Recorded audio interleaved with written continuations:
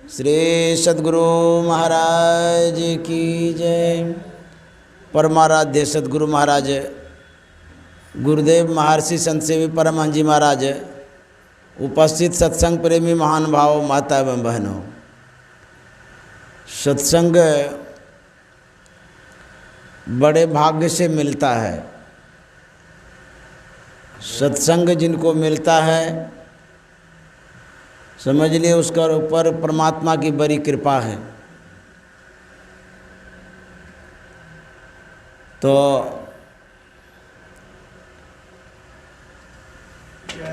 संतों ने सत्संग की महिमा के विषय में कहा है कि पलटू सत्संग वरदान मांगे। जब संत सत्संग को वरदान के रूप में मांगते हैं तो इसका कितना महत्व होगा। हमें उपलब्ध है, सरलता पूर्वक मिल जाता है, इसका महत्व नहीं समझते। ऐसे भी जीव हैं, कितना जन्म उसका हो गया है, अभी तक संत का दर्शन नहीं हुआ है, सत्संग शब्द सुनने को नहीं मिला है। इसी गांव में यहीं पर आप यदि निरीक्षण करने जाएंगे, खोजने जाएंगे, तो पता चलेगा ऐसे भी इस गांव में व्यक्ति हैं जो जानते ही नहीं सत्संग क्या होता है। अब मुझे उसकी क्या दुर्दशा होगी जो सत्संग सुना नहीं है, समझा नहीं है, जानता नहीं है। और जिसको सत्संग मिल जाता है वो यदि इसका महत्व नहीं दे तो उसका तो दुर्भाग्य ही है। और सत्संग में व्यक्ति विशेष की आवश्यकता नहीं होती, या व्यक्ति समूह की आवश्यकता नहीं होती है, या बहुत ढेर सारे आदमी की जरूरत नहीं है। रामचरितमानस जब आप सुनेंगे, समझेंगे, उसमें पता चलेगा भोले बाबा सत्संग सुनाना चाह रहे थे, कोई श्रोता नहीं मिल रहे थे। उन्होंने माँ पार्वती से कहा कि मैं सत्संग सुनाना चाहता हूँ, सत्संग करना चाहता हूँ, श्रोता ही नहीं मिलता है। माँ पार्वती ने कहा कि कोई बात नहीं है, हम एक तो है ना, आप कहिए हम सुनेंगे। विशेष की आवश्यकता क्या है, आप सत्संग करिए, हम सुनते हैं। तो रामचरितमानस में शिव पार्वती संवाद भी है। भोले बाबा कह रहे हैं, माँ पार्वती सुन रही है। लोगों को लगता है कि जब ढेर आदमी आएगा तब हमारा सत्संग प्रभावशाली होगा। अरे लोगों को सुना करके आप क्या समझना चाहते हैं? ये तो प्रदर्शन है। स्वयं को सुनना है, स्वयं को समझना है। एक आदमी भी सत्संग समझ ले, आपका यज्ञ सफल हो गया, सार्थक हो गया। हजारों आदमी व्यवस्था करने में लगे, जमा कर दिए हैं, आप सुनिए नहीं रहे हैं। वो सत्संग किस काम का है? आप सत्संग सुनिए ध्यान दे करके। एक आदमी सुन लिया, सीख लिया, काफ़ी है। दूसरे को सुनाने में लोग रहता है। जब पूजा कराते हैं पंडित जी को बुलाते हैं। पंडित जी जब आता है अकेले पूजा करता है, जजमान को बैठा के रखता है और बोलता है कि अभी मोबाइल से भी बात नहीं करिएगा जब तक पूजा नहीं पूरा होगा, और हिलिएगा भी नहीं, खाने भी नहीं देता, भूखले प्यासले बैठाता है। घंटों भर वो मंत्र पढ़ते रहता है और आप बैठे रहते हैं। अच्छा ये बतलाइए, पंडित जी जो पूजा करता है उसमें कौन सा ज्ञान होता है? क्या वो अर्थ समझाता है? वो बताता है कि वो पढ़ क्या रहा है? कभी पूछे हैं आप? पंडित जी से पूछिए कि आप कह क्या रहे हैं, उकताइए जाएगा, भागिए जाएगा वो, हैं हम जो पढ़ रहे हैं पढ़ते रहो। अब बुझिए तो अनरा गुरु बहरा चला, दोनों नरक में ठेला। और क्या कह रहा आप समझ ही नहीं रहे हैं, लेकिन उसमें समय देते हैं आप। और यहाँ सत्संग में जो कह रहे हैं वो समझा रहे हैं, इसमें समय ही नहीं है। इसलिए सत्संग को ध्यान से सुनिए, प्रदर्शन करने की आवश्यकता नहीं है। अपना सत्संग कर लिए, सुन लिए, काफ़ी है। दूसरा सुने या न सुने उससे कोई लेना देना नहीं। स्वाभाविक आता है तो ठीक है, नहीं आता है तो ठीक है, टेंशन लेने का क्या ज़रूरत है। क्या आदमी आया नहीं आया उस पर ध्यान ही नहीं देना, हम आ गए बस हो गया। सुनना हमको है, समझना हमको है। तो बहुत लोग ऐसा सोचते हैं कि मेरे सत्संग में तो कोई आया ही नहीं, नहीं आया तो क्या आप दुनिया को सुधारना चाहते हैं कि अपना सुधरना चाहते हैं? दुनिया को सुधारने के लिए गुरु महाराज हैं, अपना सुधर जाइए, काफ़ी है। टेंशन नहीं लेना किसी में, चिंता ही नहीं करनी है। हाँ, लोगों को आमंत्रित करना है, बुलाना है, आता है तो ठीक है, नहीं आता तो ठीक है। जितना आदमी आता है उतना ही काफ़ी। हम तो एक वक्ता हम रहते हैं, एक श्रोता रहता है, उसको सुनाते रहते हैं। बाबा देवी साहब के जीवन चरित्र को जब सुनेंगे या जानेंगे तो पता चलेगा। वो जब सत्संग करते थे तो करते ही रहते थे, छोड़ते ही नहीं थे। रात भर सत्संग करते थे, एक भी आदमी बैठा रहता था सुनाते रहते थे, सुनाते रहते, भोरम भोर कर देते थे। और जब वो भी सो जाता था तब कहते थे अब सब सो गया, मैं भी अब जा रहा हूँ। बुझिए, ऐसे थे बाबा साहब। तो एक भी श्रोता है तो सत्संग की सार्थकता है, और 1000 श्रोता है, आप कुछ भी नहीं समझ पाए, आपके लिए सत्संग निरर्थक ही हो गया। दूसरे को सुनाते हैं, अपना सुनिए, अपने समझिए, तब आप दूसरे को सुनाइए, समझाइएगा।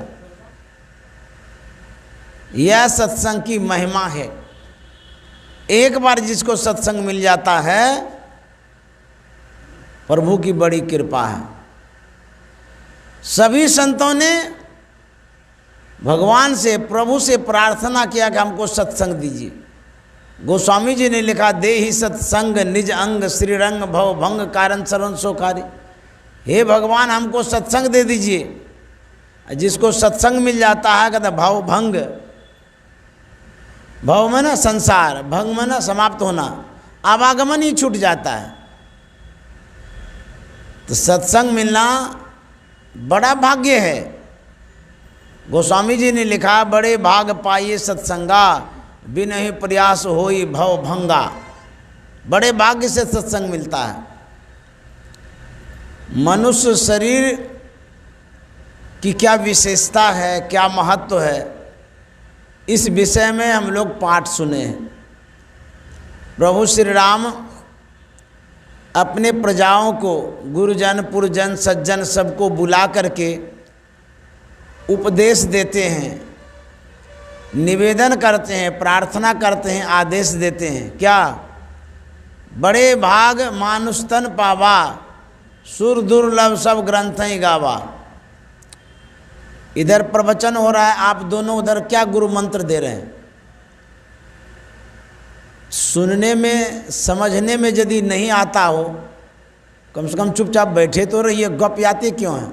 सत्संग में आकर के बात करने लग जाते हैं तो उसको पाप लगता है, समझ गए। एक तो लोग आता नहीं सत्संग में, बड़ा भाग्य से आ भी जाता है तो कान में शब्द को घुसने ही नहीं देते। यदि आप उधर बात करेंगे, हम जो कुछ भी कह रहे हैं एक भी काम का नहीं होगा, घुसेगा ही नहीं अंदर में। चित्त दे करके सुनना होगा, ध्यान दे करके सुनना होगा। कभी कहीं जाइए भागवत कथा में, सत्संग में, तो गप नहीं करिए। आवश्यक है, जरूरी है तो चले जाइए। गप यदि करते हैं तो महत्व घट जाता है। सुनिए नहीं, अच्छा नहीं लगता तो उठ के चले भी जाइए। भगवान श्री राम कहते हैं यह मनुष्य का शरीर बड़ा भाग्य से मिला है। और मिला कैसे है? कब हुक करी करुणा नर देही, देत ईश बिनु हेतु से नहीं। करुणा के सागर, कृपा के सागर ने कृपा करके मनुष्य का शरीर दिया है। और यह मनुष्य शरीर पा करके यदि भगवत भजन नहीं करेंगे तो कहते उसका दुर्भाग्य है। ज्यों परलोक यहाँ सुख चाहूँ, सुनि मम वचन हृदय दृढ़ गाऊँ। यदि परलोक में, इस लोक में सुख चाहते हो, मेरे वचनों को सुनो दृढ़ता के साथ, मजबूती के साथ। क्या भगवान श्री राम कहते हैं? भक्ति मोर पुराण श्रुति गाई। मेरी जो भक्ति है पुराणों में लिखित है, उन भक्तियों को करो। कौन सी भक्ति है? भगवान श्री राम की। भगवान श्री राम ने कहा प्रथम भगति संतन कर संगा, दूसरी रति मम कथा प्रसंगा। प्रथम भक्ति है संतों का संग। भगवान श्री राम ने ऐसा क्यों कहा कि संतों का संग करो? उनको तो कहना चाहिए प्रथम भगति राम कर संगा, प्रथम भगति गणेश कर संगा, प्रथम भगति लक्ष्मी कर संगा, कुछ तो कहना चाहिए। भगवान श्री राम सीधे कह दिए प्रथम भगति संतन कर संगा। संत के ही पास भेज देते हैं, ऐसा क्यों? इसलिए कि संत जो होते हैं भगवान से बढ़कर के होते हैं। उनका जब संग हो जाता है तब भगवान का संग मिलता है। भगवान श्री राम ने अपने पास आने के लिए नहीं कहा, तब कहा संत के पास जाओ।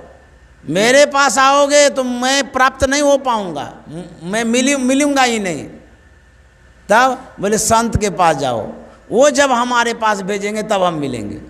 अब देखिए, सीधे नहीं कहते कि मेरे पास आओ, संत के पास जाओ। क्यों? भगवान श्री राम के पास सीधे आएंगे तो कैसे आएंगे?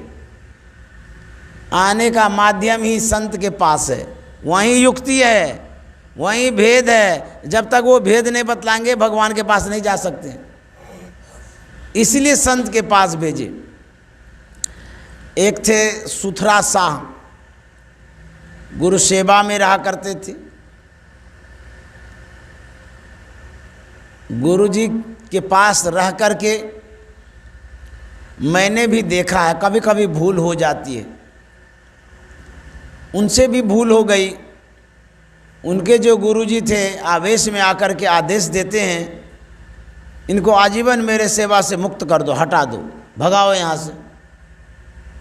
और सेवकों ने उसे हटा दिया, बोला कि आप कभी मत आइएगा। गुरु महाराज ने कहा कि कभी नहीं आने देना, चले गए। जो गुरु के पास रहा हुआ हो संसार में उसको मन लगेगा? बेचारा उदास, निराश, हताश रहने लगा। अब गुरु का दर्शन भी नहीं मिल रहा है, गलती हो गई तो भगा दिए गुरु सेवा से। उसके मन में हुआ कि गुरु महाराज से मिलेंगे, भेंट करेंगे। तो कैसे मिलेंगे? आदेश दे दिया कि ये आजीवन नहीं आएगा मेरे पास। वो क्या करता है, एक बोरा में ढेला मिट्टी ले लेता है, माथा पर उठाया, चला गया दरबार में। गेट पर पहुंचा, वहाँ जो प्रथम गेट की था वो रोक दिया। बोले आप अंदर नहीं जा सकते। बोले क्यों? बोले आपको तो गुरु महाराज जी ने मना किया है अंदर आने से, और आप घुस नहीं सकते, अंदर जा ही नहीं सकते। बोले देखिए मेरा मन है जाने का, बहुत दिन हो गया है, मन नहीं लगता है। प्रणाम करेंगे, प्रसाद चढ़ाएंगे। अब प्रसाद नहीं था, ढेला मिट्टी था। उसके बाद जो कुछ भी देगा गुरु महाराज प्रसाद स्वरूप, आधा तुमको दे देंगे। लेने का बड़ा खतरा है, जाने देंगे, नौकरी चली जाएगी तो। वो कहता है सुतरा साहब, यदि हम चले गए और गुरु महाराज हमको रख लिए सेवा में, तुम ही को पहले भगाएंगे, इसलिए जाने दो, हमको मन नहीं लगता है बिना दर्शन किए। वो सोचता है कि चलो कोई बात नहीं है, पुराना सेवक है, रिक्स ले लेते हैं, जो कुछ भी मिलेगा आधा तो देगा नहीं प्रसाद स्वरूप। अब बोले अच्छा जाइए। दूसरे के पास गया, बोला आप कैसे आ गए? बोले कैसे आ गए? पहले वाले को मैंने कहा कि बहुत दिन हो गया गुरु महाराज का दर्शन किए, हमको जाने दीजिए, जो कुछ भी प्रसाद स्वरूप मिलेगा आधा तो पहले वाले को बोल दिए हैं, 25% आपको दे देंगे, आप जाने दीजिए, दर्शन करके तुरंत आ जाएंगे। तो सोचता है कि जब पहले वाला रिक्स ले लिया, हम काहे मन मुटाव करेंगे, जाने देते हैं। जाने दिया। वो तीसरे के पास गया, बोला आप कैसे आ गए? बोले कि ऐसे आ गए, इस कंडीशन में हम प्रवेश किए हैं कि पहले वाले से बोले हैं कि जो कुछ प्रसाद स्वरूप देगा आधा तुमको देंगे, दूसरे वाले को दिए हैं कि 25% तुमको देंगे। अब जो शेष बच गया है हमको तो खाली दर्शन करना है, आपको दे देंगे। और जब सब जाने ही दे रहा है तो आप क्यों बीच में पड़ते हैं, जाने दीजिए। वो भी सोचता है कि सब कहिए दिया है, हम भी जाने देते हैं। वो भी जाने दिया। देखा हुआ था, दरबार में रहा हुआ था, सीधे चले गए गुरु महाराज के पास। जाकर के वो पोटली पटक दिए, प्रणाम किए। जब उनके गुरुजी ने देखा, कहता अरे ये कैसे आ गया, किसने आने दिया? इसको तो बोले थे कि आजीवन ये यहाँ नहीं आएगा। आवेश में आकर के उनके गुरु ने कहा इसको 100 जूता दो। सुथरा सा हाथ जोड़ लिए।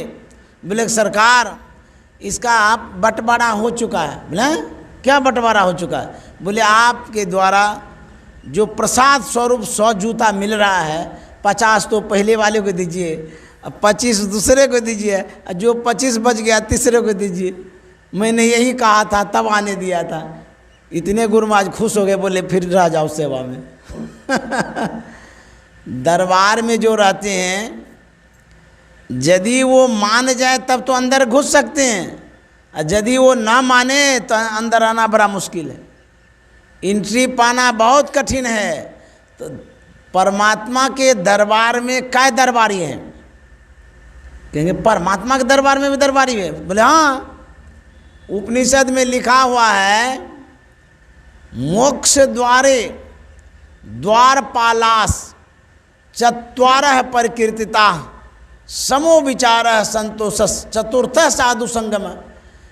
1 2 नहीं 4 द्वारपाल हैं।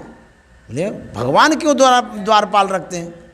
इसलिए रखते हैं भगवान के पास जो जाना चाहता है तो पहले जो गेटकी है, दरबारी है, उनसे मिलेंगे, उसके बाद ना उसको पूछेंगे तब अंदर जाने देगा। जैसे आप किसी बड़े आदमी से मिलने जाते हैं तो गेटकी कहता है किन से मिलेंगे? तो फलाने आदमी से। वो पूछता है कि देखिए कोई आदमी आया है, जानते हैं आप उसको? हाँ जानते हैं। तब जाने देता है, कहता नहीं जानता, हटा दो, घुमा देते हैं। उसी तरह से परमात्मा के यहाँ आप जाना चाहते हैं, वहाँ जाने के पहले संत के पास जाना पड़ेगा। वो पहले गेट की हैं, समझ गए? साधु संग करना पड़ेगा। जब तक उनके पास नहीं जाएंगे तब तक वो अंदर जाने नहीं देंगे। क्यों? परमात्मा से और संत से दोनों से मिलन होता है, बातचीत होती है। गार्ड से और मालिक से बात होती है ना, गार्ड और मालिक का मन मिला हुआ रहता है, बात मिली हुई रहती है, तब जाकर के कोई जा सकता अंदर। तो पहले मिलेंगे गार्ड से। परमात्मा का गार्ड पहला कौन है? संत। उनसे मिलेंगे तब वो अंदर जाने देंगे। इसीलिए भगवान श्री राम ने कहा कि यदि मेरी भक्ति करोगे, मेरी बात मानोगे तो संत की भक्ति करोगे, संत की भक्ति करोगे तब मेरे पास आओगे। वो आपको आदेश देंगे, उपदेश देंगे, संदेश देंगे, सिखाएंगे, समझाएंगे कि वहाँ कैसे पहुँच सकते हैं। समो विचारा संतोष चतुर्थ साधु संगम। ज्ञान उपदेश देंगे तब जाकर के संत के पास जा सकते हैं। वही भगवान श्री राम कहते हैं यदि परलोक में, इस लोक में सुख चाहते हो तो मेरे वचनों को सुनो और दृढ़ता के साथ धारण करो और संत के शरण में जाओ। एक बार गुरु महाराज के दरबार में एक व्यक्ति आया। वह साप्ताहिक सत्संग में आया, उसके बाद सत्संग करके घर गया। अच्छा लगा, बराबर आने लगा। प्रत्येक रविवार को वो कुप्पा घाट पहुंच जाता था। उनके मित्रों ने पूछा कि आप बराबर कुप्पा घाट ही चले जाते हैं, क्या घर परिवार में सत्संग नहीं होता है? यहाँ सत्संग नहीं होता है क्या? उन्होंने कहा कि नहीं नहीं, हमारे गुरु महाराज ने कहा जहाँ रोज सत्संग करो। तो बोले फिर वहाँ क्यों चले जाते हैं? बोले गुरु महाराज के पास जब जाता हूँ, सत्संग सुनता हूँ, तो मेरा मन रूपी बैटरी चार्ज हो जाता है। जब आप लोगों के बीच में 6 रोज रहता हूँ, वह बैटरी डिस्चार्ज हो जाता है और 7वें रोज फिर चला जाता हूँ चार्ज कराने के लिए। सत्संग जब सुनते हैं, मन प्रेरित होता है, प्रभावित होता है, इसीलिए बराबर सत्संग सुनना चाहिए। तो भगवान श्री राम ने कहा यह मनुष्य शरीर जो मिला है बड़ा भाग्य से मिला है। यदि इस मनुष्य शरीर में आकर के भगवत भजन नहीं करेंगे, सत्संग नहीं करेंगे, तो कहते हैं बहुत दुख भोगना पड़ेगा। गुरु महाराज जब शरीर छोड़ रहे थे तो वो कह के गए हैं, सुकृत कर ले, नाम सुमर ले, को जाने कल की, जगत में खबर नहीं पल की। शुभ कर्मों को कर लीजिए। सबसे बड़ा शुभ कर्म क्या है? कहते भगवान का नाम ले लीजिए। इस जीवन का क्या ठिकाना है, कल क्या होगा नहीं होगा। यदि भगवान का नाम नहीं लेते हैं तो कहते हैं ये जो मनुष्य का शरीर है समाप्त हो जाएगा। उसके बाद क्या होगा? अन्यत्र योनि में चले जाएंगे, बहुत दुख भोगना पड़ेगा, कष्ट भोगना पड़ेगा। इसीलिए कहता है मनुष्य शरीर में सत्संग और भजन करना चाहिए। एक भीख मांगने वाला भिखारी था। वह किसी गांव में भीख मांगने के लिए गया। उसे देखकर कुत्ता भौंकने लगा। वह भिखारी खड़ा हो गया वहाँ और कुत्ता से कहता है तुम्हारी और हमारी क्या दुश्मनी है? मैं तो भीख मांगने के लिए निकला हूँ, तुमको मैंने कुछ किया नहीं, कुछ कहा नहीं, न रोका न टोका, सीधे आकर के मेरे ऊपर भूखने लगे। तुम्हारा संस्कार ही खराब है, स्वभाव ही ऐसा है। किसी भिखारी के देखते हो भूखने लग जाते हो। तुम्हारे अंदर में बहुत सारी कमियां हैं। कुत्ता ने कहा क्या कमियां हैं बताइए तो। भिखारी कहता है सबसे पहले कमी तो यही है कि तू किसी भिखारी को देख कर के भूखता है, न लेना न देना, भूखने लग जाता है। मैं अपने रास्ते था, तुम अपने रास्ते चले जाते। मेरे रास्ते में तुम अवरोध क्यों उत्पन्न किया? भूखने क्यों लगा? ये सबसे बड़ी गलती तुम्हारी, भूल है, कमी है तुम में। दूसरा कहता है कि जब भी तुम पेशाब करते हो प्रायः समतल भूमि में न करके दीवार में कर देते हो, ये भी तुम्हारे अंदर में कमी है। तीसरा, जब अर्धरात्रि में लोग सोया रहता है, घर गृहस्थी का काम करके थका मांदा आता है, सो जाता है, भोर में रात में भूख भूख करके तुम उसको उठाते हो, नींद हराम करते हो, यही तुम्हारे अंदर में कमी है। कुत्ता ने कहा सबकी अपनी अपनी नज़रिया होती है, आपको मेरे अंदर में ये सब कमियां दिख रही है, लेकिन मेरे अंदर में तो ये सब गुण ही गुण है। भिखारी कहता अच्छा गुण ही गुण है, सो कैसे? बोले आप अपने नज़र से देखते हैं, मैं अपने नज़र से देखता हूँ। भिखारी कहता तुम अपने नज़र से इसमें क्या देखते हो? कुत्ता कहता ध्यान से सुनिए, मैं इस योनि में क्यों आया हूँ? भगवत भजन नहीं किया, सत्संग नहीं किया, परोपकार नहीं किया, धर्म पुण्य नहीं किया, इसीलिए कुत्ता बन गया।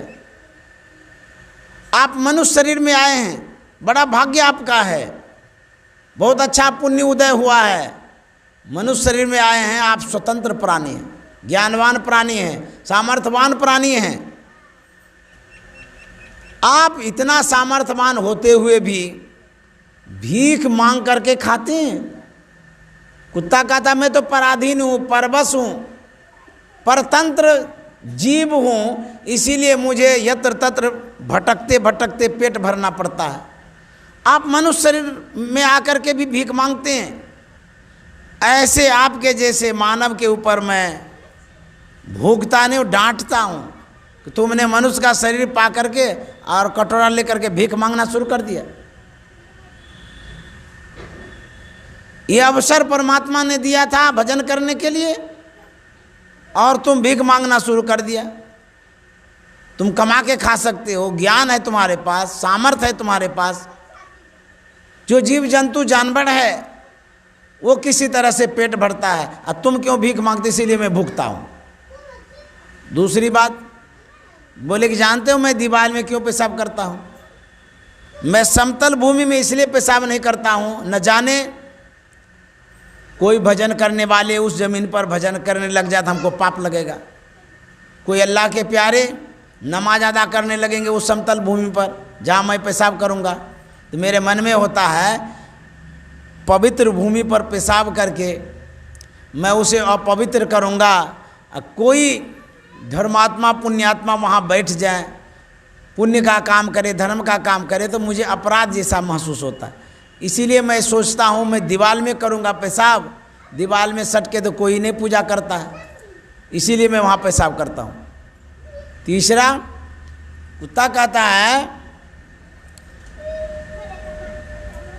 परमात्मा ने मनुष्य का शरीर दिया है भजन करने के लिए, मुझसे चूक हो गई, मैंने सत्संग भजन नहीं किया तो कुत्ता बना। जो मानव शरीर पा करके ब्रह्म मुहूर्त में सोया रहता है, मैं उसे भूख करके उठाता हूँ कि तुम भूल मत करो सोने का। यदि भूल करोगे तो फिर कुत्ता बनना पड़ेगा। इसीलिए मैं उसका उपकार करता, भूख भूख के उठाता हूँ कि ब्रह्म मुहूर्त में सो नहीं, उठ करके भजन करो। तो मैं तो उसके लिए अच्छा ही करता हूँ। बोले हाँ ये बात तो ठीक ही। मनुष्य का शरीर मिला है, भजन करने के लिए मिला है। दिन भर काम में लगाते हैं और रात भर यदि सोने में लगा देंगे तो भजन कब करेंगे? इसीलिए संत महात्मा कहते हैं इस मनुष्य शरीर को भगवत भजन करने में लगाओ। अब की बार चूक यदि हो जाएगी 84 लाख योनि में चले जाएंगे। बड़ी मेहनत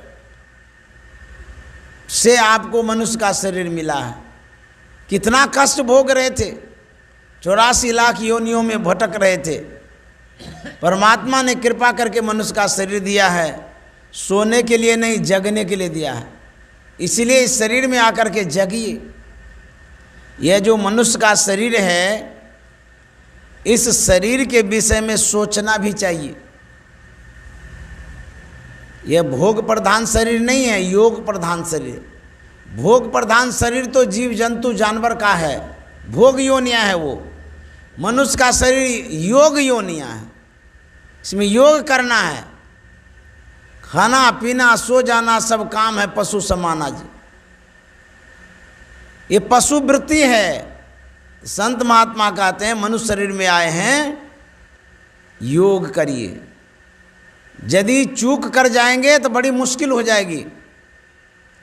साधन धाम मोक्ष कर द्वारा, पाई ने जहीं पर लोक समारा। भगवान श्री राम कहते हैं यह जो मनुष्य का शरीर है साधन धाम, साधन में ना व्यवस्था। इस शरीर में क्या व्यवस्था है? कहते हैं मोक्ष मुक्ति प्राप्त करने की व्यवस्था है। इतना व्यवस्था होते हुए भी इससे यदि काम न लें, वो व्यवस्था जो परमात्मा ने दिया है सब निरर्थक हो जाएगा, बेकार हो जाएगा। इसीलिए कहते हैं इसको सत्संग भजन में लगाना चाहिए। एक बार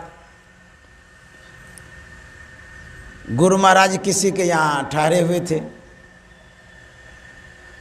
बड़े धनाढ्य व्यक्ति थे, संपन्न व्यक्ति,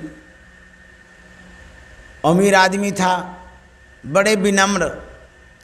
गुरु महाराज का खूब सम्मान किया, जितना होना चाहिए उतना सत्कार किया। जब गुरु महाराज को जाना था तो वह जो व्यक्ति था बूढ़ा, वह भी कुछ दूर तक सम्मान के ख्याल से छोड़ने के लिए जाता है। एक सीमा भर गया, उसके बाद वो बूढ़ा कहता है कि बाबा अब आप जाइए, मैं अपने घर की ओर जा रहा हूँ। उस समय गुरु महाराज ने कहा था, मेरी धृष्टता को क्षमा कर, तो मैं एक बात पूछना चाहता हूँ। बोले आप बाबा हैं, इसमें धृष्टता की क्या बात है, पूछिए क्या पूछना चाहते हैं। गुरु महाराज कहते हैं, आप अमीर आदमी हैं, धनाढ्य व्यक्ति हैं, सुख संपन्न आदमी हैं, आपके पास नौकर है, घोड़ा है, हाथी है, सब कुछ है, भरा पूरा परिवार है। आप इतने बड़े आदमी होकर के यदि आप किसी नौकर को कहते हैं, किसी लड़के को कहते हैं, वो हमको छोड़ने चला आता, लेकिन आप स्वयं आए मुझे छोड़ने के लिए, इतना बड़ा आदमी होकर के। मैं यही जानना चाहता हूँ आपके मन में क्या हुआ जो आप आए स्वयं छोड़ने। वो बूढ़ा क्या कहता है कि बाबा मेरी उम्र, मेरी अवस्था ऐसी हो गई है जैसे पका हुआ आम हो, कब टपक जाएगा कोई ठिकाना नहीं है।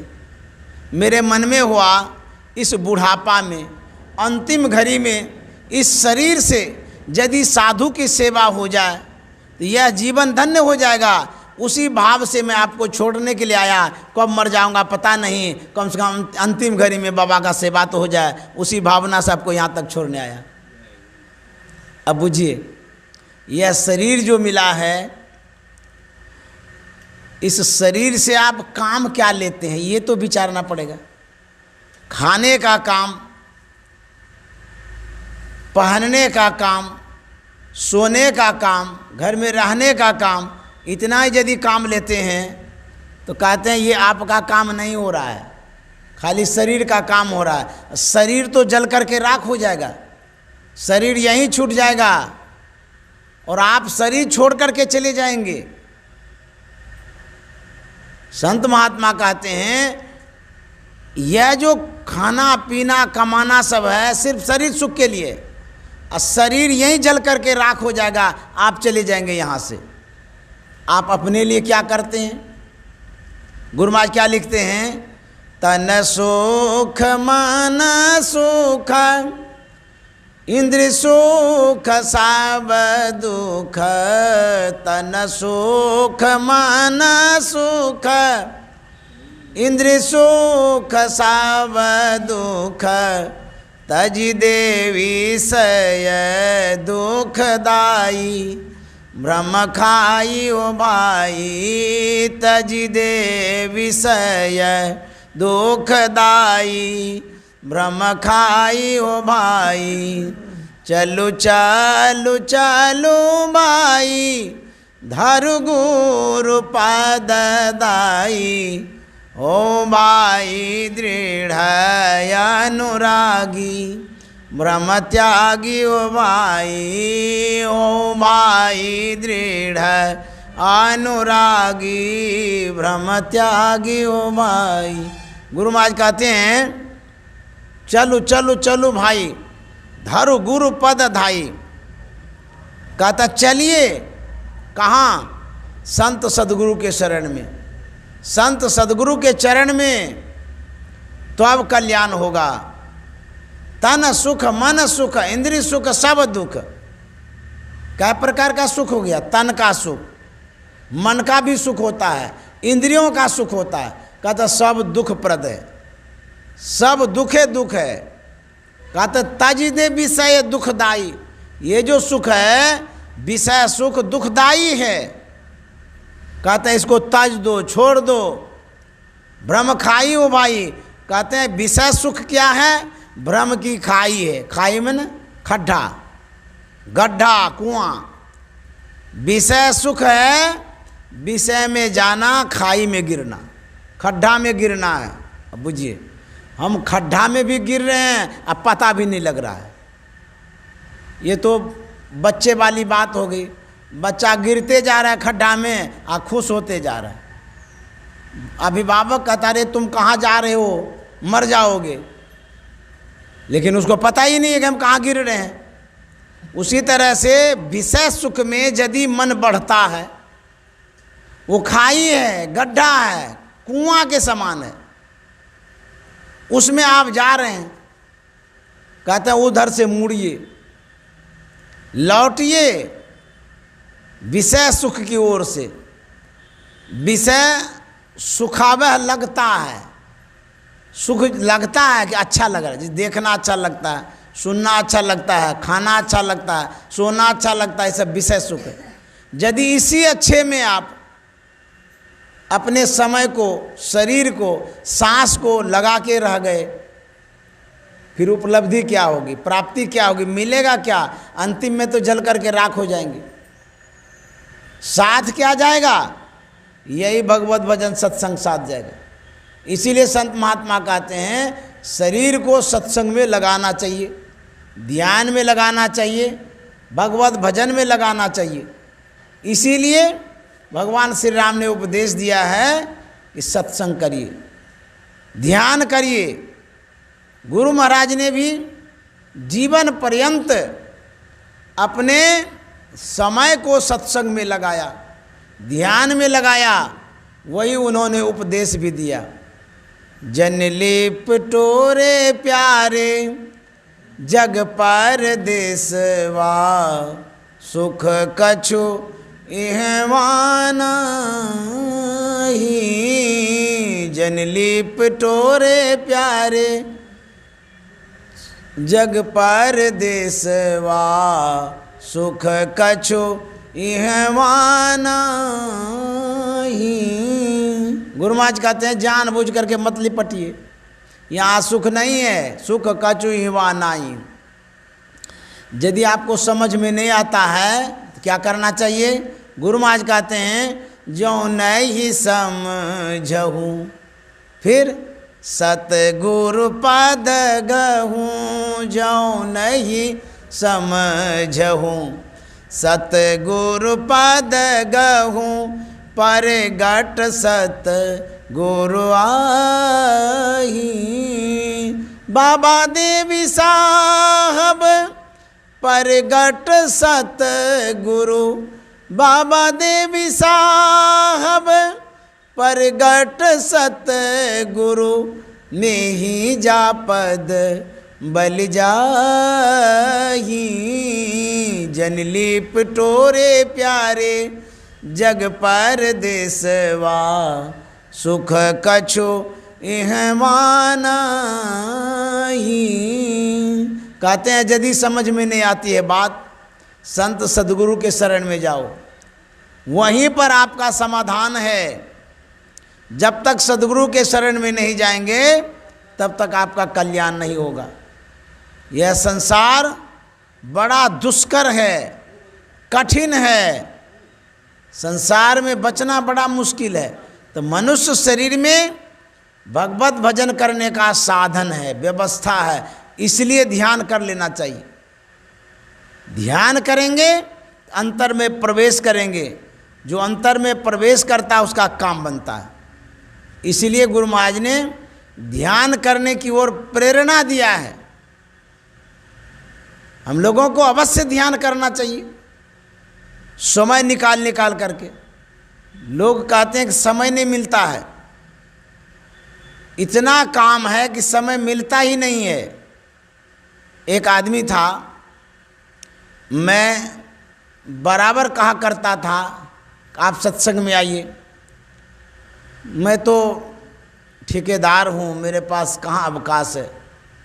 यदि मैं आपके सत्संग में आऊँगा कितनी क्षति हो जाएगी पता है, काम सब बंद हो जाएगा। हम बोले यह भी तो एक काम है। बोले हाँ ये काम है, फुर्सत वाले के लिए काम है, जिसको कोई काम नहीं है उन नाकाम वाला आदमी यहाँ बैठा रहता है, यही काम है। नहीं नहीं ऐसी बात नहीं है, ये भी जीवन के लिए ज़रूरी है। तो कहता बाबा इससे हमारा पेट नहीं भरेगा, जीवन के लिए ज़रूरी वही काम है जो मैं ठेकेदारी का काम करता हूँ। मेरे पास समय नहीं है, मैं सत्संग नहीं कर सकता। मैं कहता था वो सुनते ही नहीं थे। उसके बाद क्या हुआ, मोटरसाइकिल से कहीं जा रहा था, ऐसा एक्सीडेंट होता है, ऐसा एक्सीडेंट होता है वो हॉस्पिटलाइज हो जाता है, हड्डी फ्रैक्चर हो जाता है। हॉस्पिटल में डॉक्टर ने बोला कि 3 महीने तक बेड रेस्ट लेना पड़ेगा। रहा वहाँ। उसी बीच में मैं उसके यहाँ गया था, वो संजोग से थे। मैंने कहा कि आपको जब कहते थे सत्संग करिए तो आप कहते थे कि हमको तो इतना काम है, फुर्सत ही नहीं है, और सत्संग करूँगा इसी से पेट भरेगा क्या, हमारा तो काम ही सब बंद हो जाएगा, रोज़गार बर्बाद हो जाएगा, मेरे पास समय नहीं है सत्संग मैं नहीं कर सकूँगा। मैंने कहा जब आपको हम कह रहे थे सत्संग करिए तब तो कह रहे थे समय नहीं मिलता है, काम क्षति हो जाएगी। जब आपका एक्सीडेंट हो गया, हॉस्पिटल में गए, तो आपका काम कैसे होता था? मैंने पूछा उनसे, बोले कि बाबा क्या कहेंगे, सब काम चौपट हो गया। हम बोले कि पैसा भी खर्चा हुआ।